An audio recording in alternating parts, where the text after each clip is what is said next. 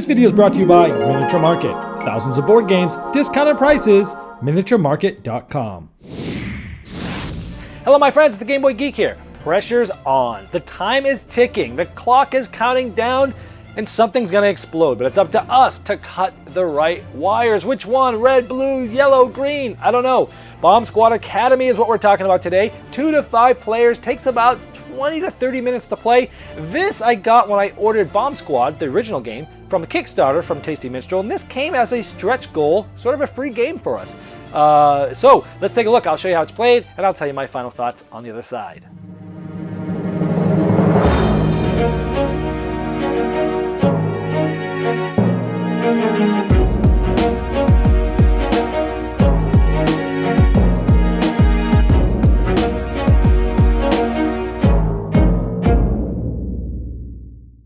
Bomb Squad Academy is played over 3 rounds. Each round you're going to be cutting one of these wires, green, blue, red, or yellow. And as you cut wires, you're going to gain points, but things are going to be moving down. And once it gets to one of these 3 things, one of these will blow the bomb up and 2 of them won't. And it's sort of a little bit of pressure luck and a little bit of deduction. Each deck or each wire has 12 cards, but they have different distribution. For example, the green deck has 4 zeros, 5 ones, 2 twos, and a 3. Whereas the yellow has 3 5s, 2 4s, 2 3s, and so on and so forth. Each player will get a set of cards, and these set of cards basically have 6 cards in them. 4 of them are going to be wires, and the other 2 are going to be some special cards that we'll talk about later. How a turn works is everybody selects one of their cards and puts it face down in front of them. After everyone's done that, they reveal, and we see what happens. In this case, 2 players cut yellow wires, and 1 player cut a red wire. So we have 1 red and 2 yellow. The order always goes left to right, green, blue, red, yellow. In this case, going left to right, red is before yellow, so red will get cut first. We simply flip one of these cards over because one person cut it. And this player is going to get the amount of points here, plus all the other points that are up here, and all because there's going to be many cards here after a period of time. So this is 4 plus 1, 5 points. So that player would get 5 points to put in front of them. Plus it also goes down this number, which is 1, 2, 3, 4, and it's going down to the point where it might explode.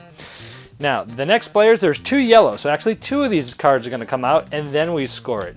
Ooh, so they're going to get 0, 1, 2. So each of those players would get 2 points to put in front of them, and it went down. Now, you can always see where this should be, because you always just add up the numbers of all the blocks on this side, and that's where it should be. Now, these cards stay on the table, and what's going to happen is the other players now put another card in front of them, and once they're all done, we reveal. So we have green, green, green. All 3 of us did green this turn. So 3 of these will be pulled down, and then we will adjust. So it's 1, 2, 3. So all 3 players are going to get 0, 1, 2, 3. They'd get 3 points, as I showed you before, and it's going down 2, and that would be the end of that round. Now, these 2 cards stay there, and everyone else, again, plays 1 more card. And then we reveal.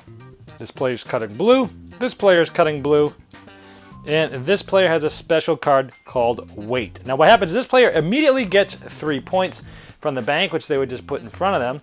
And also what happens is it allows them to wait, basically tell which color wire is not getting cut this round. And they say, well, blue's not going to get cut because they're going to get some points, and I don't want them to get points. So that's what happens there. Now, once there's 3 cards out, by the way, this wait card goes out of the game, and it will come back in a subsequent round after this first bomb breaks. So right now, everyone else takes their first card that was played and puts it back into their hand. Because at the end of every round, there's always going to be 2 cards that you can see, like that. That's pretty much all the cards except for 1 more. Now, for example, let's say this red wire's been cut a bunch of times. It's right here, and it's about to reach one of these. As soon as it reaches one of these, it gets flipped over. If it says OK, it's OK. If it's a blown up symbol, the bomb explodes. So let's say everyone's played their cards. This person's going to press his luck and try to get a lot of points. This player is going for yellow, and this player plays the last card you haven't seen yet, which is called Chicken. This player plays Chicken and is hoping or thinking that someone's going to explode a bomb. If they do, they get 5 points immediately, and some other things happen I'll go over later. Red's the first one out of all these, so red would come down, and 2. So this red's going to go 1, 2, and they will, ooh, okay, and, oh, explode. So the round will end. First of all, the person who exploded this pays 5 points to the bank, And because I played chicken this round, I also get 5 points from the bank because there was explosion. If there was not one, I wouldn't have gotten that. Also, normally I can look I also get to look at either 3 of these symbols from one color, or I can look at the top card of everything. Now right now, because there was an explosion, it doesn't matter, I'll get the 5 points. But if there was not an explosion, I get to do one of those 2 things. And this chicken, unlike the weight card, which goes out of your hand, this will stay on the table for a future round. But because there was an explosion, the round ends. The round will reset, people would get their weight cards back. And all this would get reset back to normal, all the cards would get shuffled, and we would randomly turn over people's cards to see which color wires these little plates come into. Now these plates are interesting because what happens is whoever cuts this wire this round is going to get 2 extra points. Whoever cuts this round, the first play of cards, is going to get 1. Right after that first round of playing cards, this moves this way and this moves that way. And at the end of that round, those score, and then this moves this way and this moves this way and continues on. In addition to those plates, there's one other thing that happens. This tool deck comes out. One more than the number of players comes out, and the one with the lowest points gets to buy first. And they do special things, and they get played at certain times. The bomb blanket, play prior to someone else cutting a wire. If cut, whether alone or shared, causes the bomb to explode, you gain 10 points. So it's kind of like the chicken times 2. This one, when you cut, you'll draw 3 cards from the deck and choose 1 to use. Shuffle the rest back in because you have X-ray, you can see what's going on. If you played a cutter, pick a player who played a different cutter, swap with that player. So you can cut a different wire than somebody else, you swap cards. Amplifier, when scoring your cut, double the chain values of all the wires. So essentially it gives you a lot more points than normal. Going from lowest points to highest points, these would get selected, and the one not selected would get discarded, and they can get used anytime that it says. We would continue like normal to the end of the round until something exploded, and then these would get placed again, but now they're higher points for 2 and 3 for the third round. We would also do another round of drafting those tool cards, and we would go again.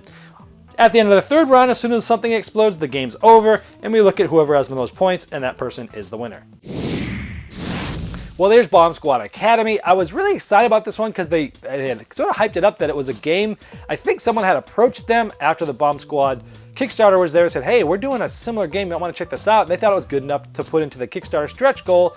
And unfortunately, I didn't like it that much. I definitely could not recommend this for 2 players. I played it with 2, and it's really just, even though you have less cards that are on the table, then there's less bombs, or less wires, it's still not there. The real meat of this game is the interaction with other players. So 3 or more players is the best way to play it. Even with that being said, it's okay at best. You're basically, you're guessing what other people are going to do, but you're not necessarily just guessing because you can see what they've done earlier. I like that part of it. You're trying to deduce what they might do. You're looking at the cards. You're seeing what's left. You're looking at that, and you're using some deduction as to which ones might be less, which ones have the highest probability of me doing it, of getting better points. And I like that deduction aspect as well. The best part of the game is when someone presses their luck and that token goes, all the cube goes down into some of those tokens, and you're one at a time flipping them to see if they explode, and there's some eruptions while people are playing it. And that's the best part of the game. But unfortunately, the events that happens is too few and far in between. So there are a few times where everyone will explode, but it wasn't enough to make the rest of the game that interesting. I liked, though, how they did ramp things up in rounds 2 and 3. They added those pressure plates. They're moving around so that you might have different things to go for. I like the tools that allow you some special abilities. It all sounds good, and it's not a bad game. It's just I was hoping for a little more, and it's not something that I would write home about. So for me, it's okay. It's average for me for a game. Not bad, not great. But from this, you should be able to see if you like deductive elements, some pressure luck, and some bluffing and such, then this might be one you want to check out. But for me, it was just okay. That's Bomb Squad Academy. This video was sponsored by Miniature Market's Review Corner. The Review Corner features podcasts, video, and written game reviews by gamers for gamers. Miniature Market, the online gaming superstore. Thousands of board games, discounted prices. Check them out at miniaturemarket.com.